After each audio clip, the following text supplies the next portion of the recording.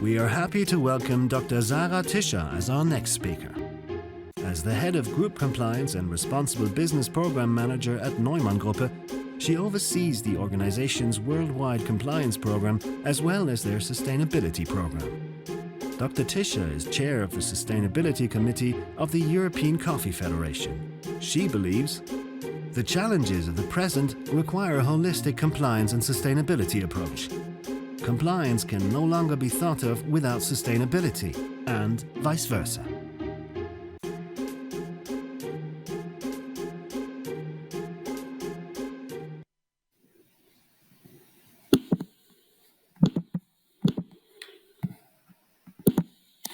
Has the implementation of the numerous supply chain laws already caused you headaches?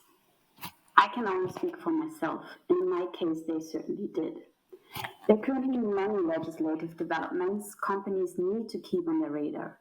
The Corporate Sustainability Due Diligence Directive, the EU Deforestation Regulation proposal, or national laws such as the German supply chain law. All these directives, proposals, and laws are the outcome of the developments of the past. What do I mean? The tragedy of the Rana Plaza building has shown us all that labor and safety standards are significantly lower in producing countries, affecting the lives of the people living there and working there. As a result, the public interest in how companies manage their supply chain has increased. The role of companies in society has changed, and they are expected to improve standards in their supply chains. For many years, attempts were made to effect change through voluntary commitments, however, without the required effect. Now, especially the European Union has decided to move away from voluntary commitments to making due diligence obligations mandatory. The Corporate Sustainability Due Diligence Directive, which is the focus of this presentation, is an important step in improving or towards improving standards in our supply chains. However, as with any attempt at regulations, it comes with certain challenges and definitely not only my headaches and chances, which I would like to elaborate now. A few words about NKG, Neumann Kaffee Gruppe, the company I work for. NKG is a large coffee trading company with its own farms, exporters, and importers. Supply chain management is essential for the company. It is not just a supply chain in itself, but part of multiple highly complex supply chains that start at the coffee producing regions of the world. To get a better understanding of global coffee supply chains, let's have a look at Brazil. Brazil accounts for 1/3 of the EU green coffee imports. It's one of the technologically most advanced coffee origins with the largest farm sizes. Worldwide, however, there are 12.5 million farmers, out of which 95% are smaller than 5 hectares and 84% smaller than 2 hectares. The complexity of the supply chain I'm going to show you now is thus probably less than in many other origins. Now let's assume a customer places an order of commercial coffee over 5 containers. This is equivalent to 100 tons of green coffee. To deliver this coffee, the exporter will source coffee from 72 direct suppliers, already blended coffee. These 72 direct suppliers are usually around about 64 farms, 5 cooperatives, and 3 merchants. Now you might think, well, that doesn't sound too complicated. However, you need to keep or consider the size of Brazilian cooperatives, which usually range between 5,000 to 60,000 members, leading this order being sourced from up to 265,000 producers at origin. Now, what does this example show us? Global supply chains are not only complex and long, but they differ substantially depending on the industry and the specific origin. You cannot compare an agricultural product such as coffee to the industrial production of goods. the distinct smallholder structure, the low degree of technologization, as well as the blending of the coffee in the sourcing process are particular to the coffee industry. Now let's have a quick look on how the Corporate Sustainability Due Diligence Directive aims at making such a supply chain more sustainable and fair. I won't go into any details here as we just heard an in-depth presentation on the proposal. However, I would like to recap a few important aspects.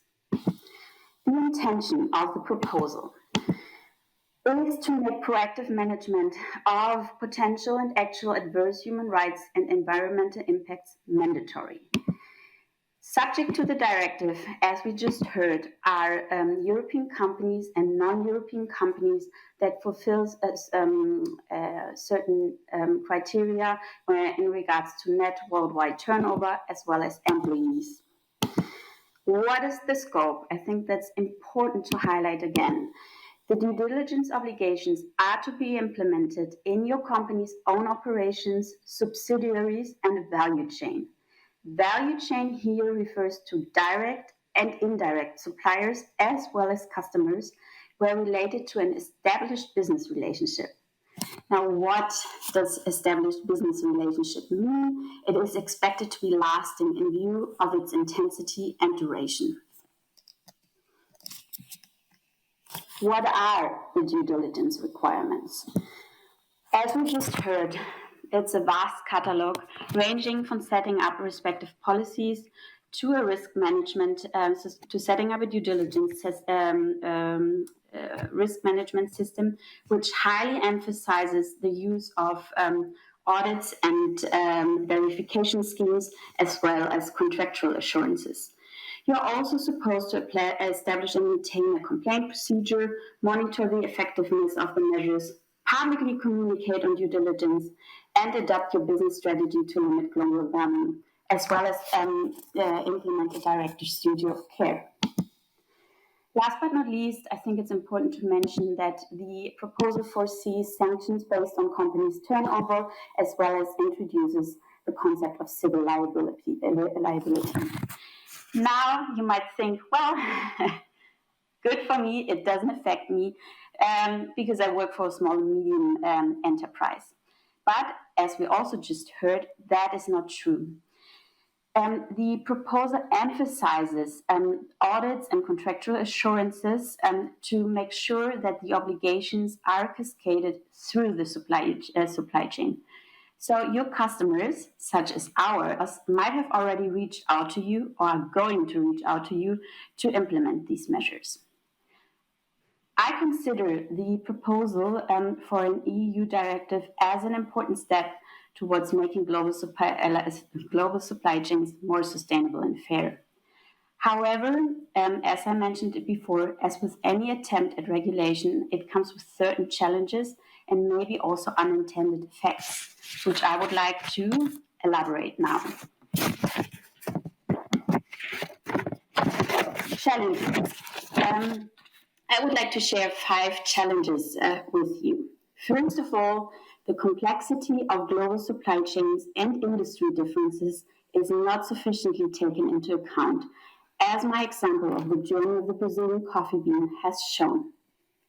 Second, the proposed risk management emphasizes or prioritizes the measures based on the nature of the business relationship instead of the severity of a potential and actual harm, which is not in line with UN guiding principles.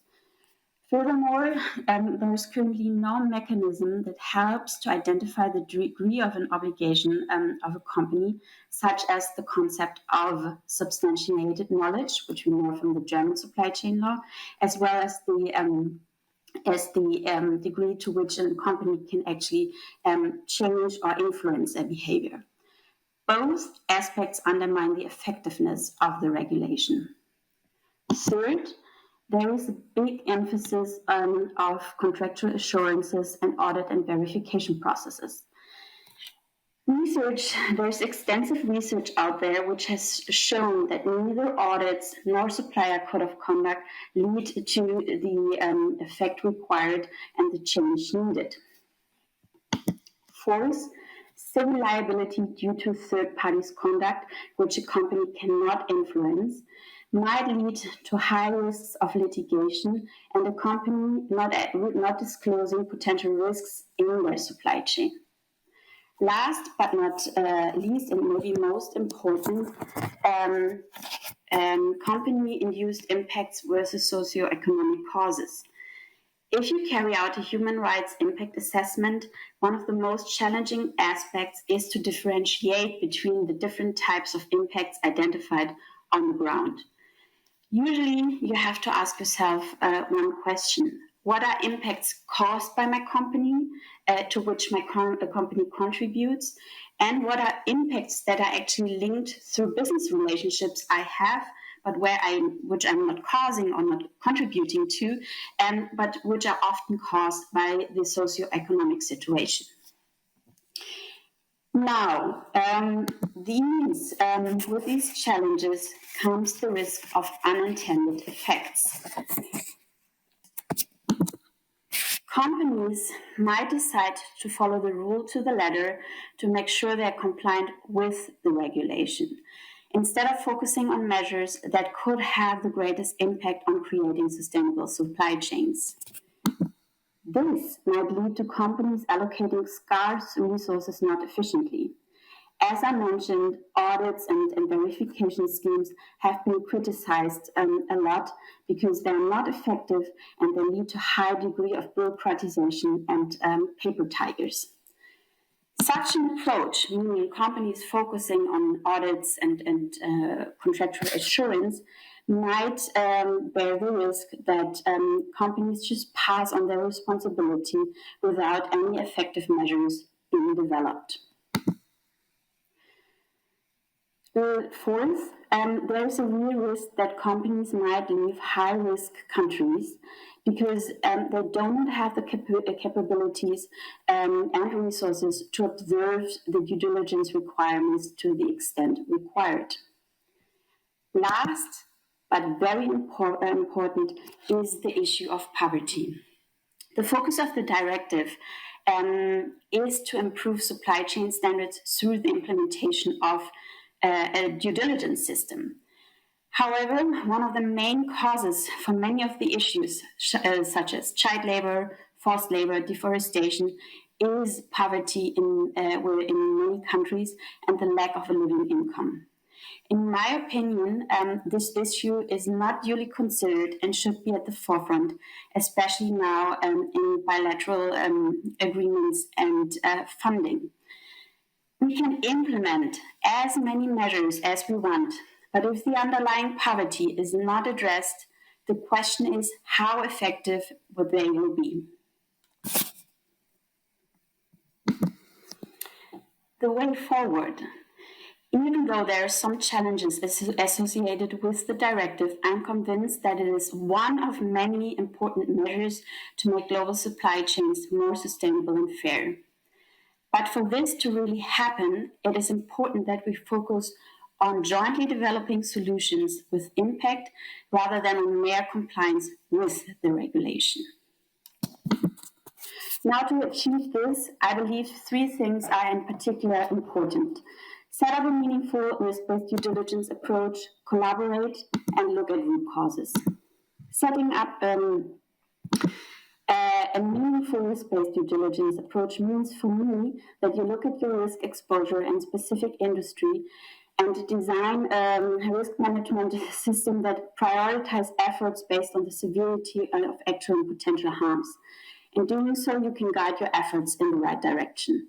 Secondly, meaningful means to me that you use the right measures or assign the measures the right role, taking into account which are really effective.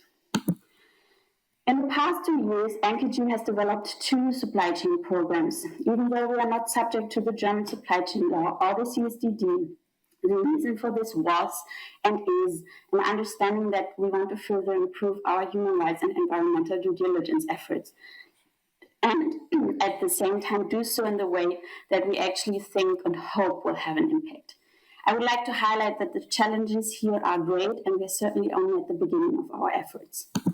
The first of our programs is called SCIP, which stands for Supply Chain Integrity Program. It covers all the measures described in the CSDD as well as the German supply chain law. However, we have tried to adapt the measures to our context and prioritize them according to their impact. To give you an example, our human rights impact assessment is currently being supplemented by in-depth human rights impact assessment to make sure we really identify negative impacts on site and with the involvement of stakeholders. Furthermore, our program necessarily includes a supplier code of conduct. After years of internal struggling, we decided just recently to publish one. But to make sure that this is not another document our suppliers sign, we really emphasize the personal communication of the supplier code and its intention to our key suppliers, as well as accompanying the rollout of the supplier code of conduct with a questionnaire to make sure we understand the specific situation of our key suppliers and maybe then can jointly set up improvement targets. The second recently launched program is called NKG Verified. While SCIP focuses on our direct suppliers, NKG Verified aims to ensure compliance with key sustainability criteria and improve traceability along specific supply chains.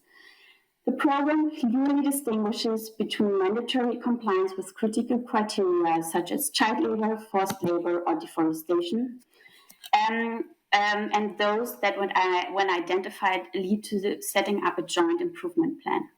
The underlying belief here is that a black and white lens on the problems in our supply chains won't lead to any improvement, but that we need to acknowledge these challenges and work together to find solutions to them.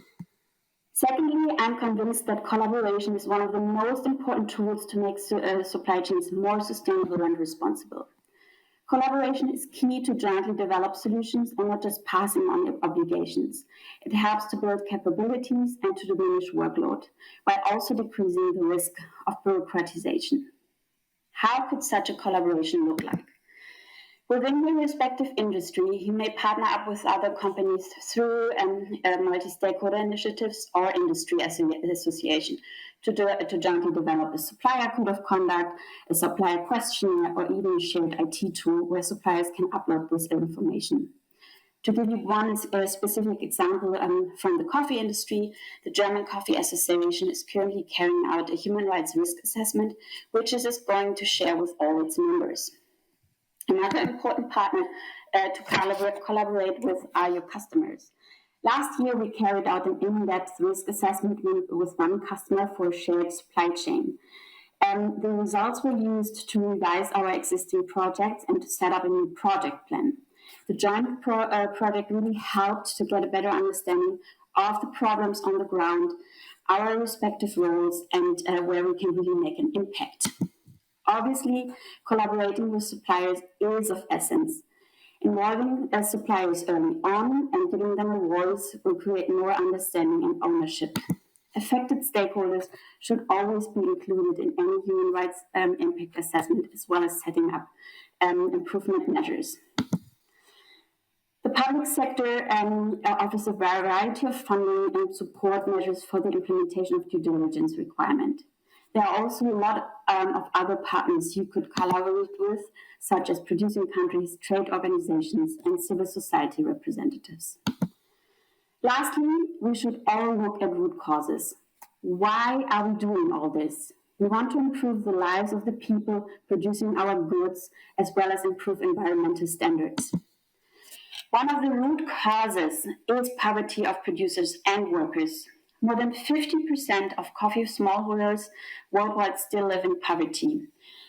We have set up an initiative, NKG Bloom, to support these farmers by providing them with the opportunities and resources needed to run their farms at full potential and enter a pathway out of poverty.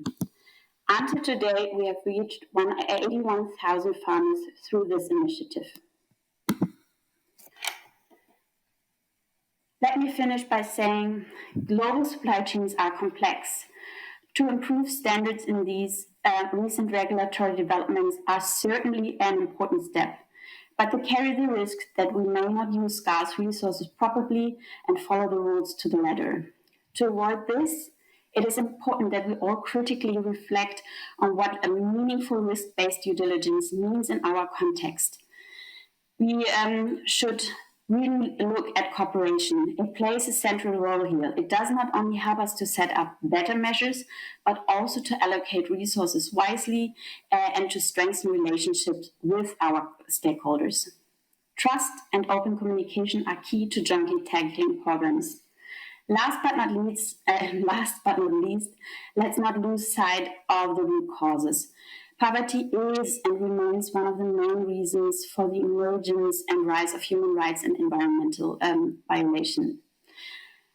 I would like thus to finish my presentation with the request: let's work together to find solutions that really make a difference. Thank you.